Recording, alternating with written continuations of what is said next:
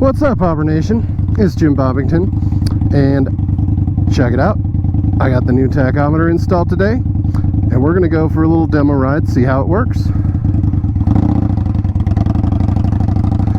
Oops, accidentally took off in second gear. Gotta love low end torque.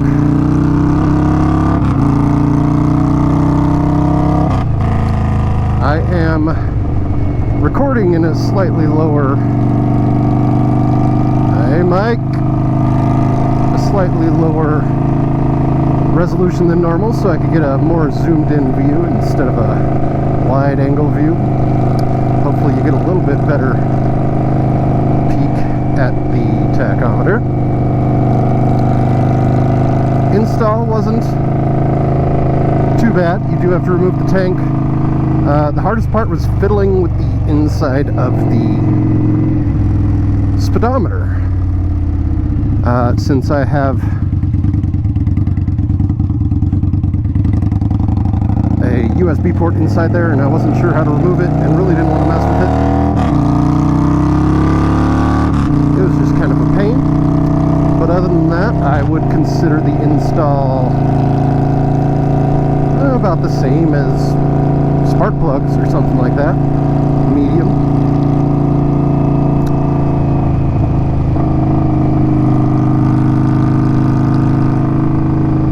I'm going to try to get somewhere here where we could do some higher rev pulls and see how that shift light works out. I did do one quick pull, and it looks like the light doesn't come on until real close to red line, which I'm excited about. I was worried that it was going to try to suggest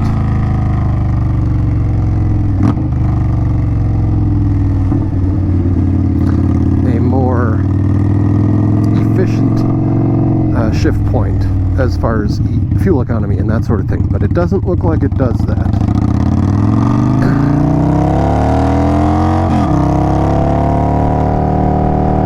One thing I'm not sure of is if it has any color other than yellow. So we'll try to get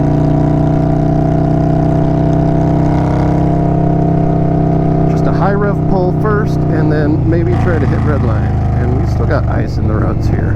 I don't know if you can tell how cold it looks here, but it's mid-40s. Not the warmest thing, but also it's been colder.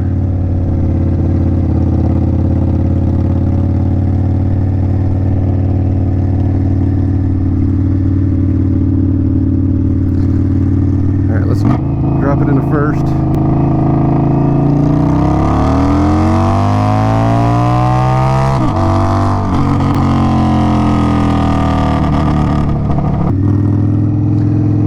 Try to hit the limit this time.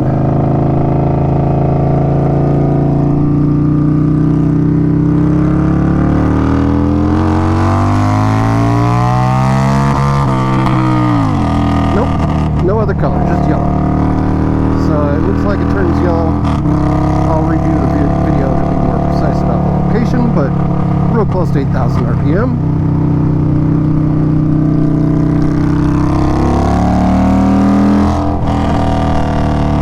How much more responsive it is. It's easier to see at a glance and that sort of thing. So time will tell if I believe it's worth $300.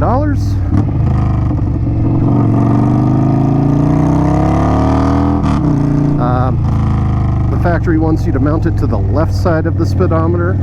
I didn't want to do that, so I just flipped the ring over, mounted it to the right side so I could have my phone in this location where I enjoy it. May look funny to some of you, but BMWs, for instance, have the tachometer to the right side of the instrument cluster. So it's not out of the ordinary to have it there. Yeah, I love that it matches the look of the bike. I'll try to get some pics of it at night so we can see it lit up. Make sure that matches and things like that, but so far so good. I'm happy, and I'll have this video out before the DIY. There's going to be a lot of editing for that video. So we'll watch for that. But I thank you for watching.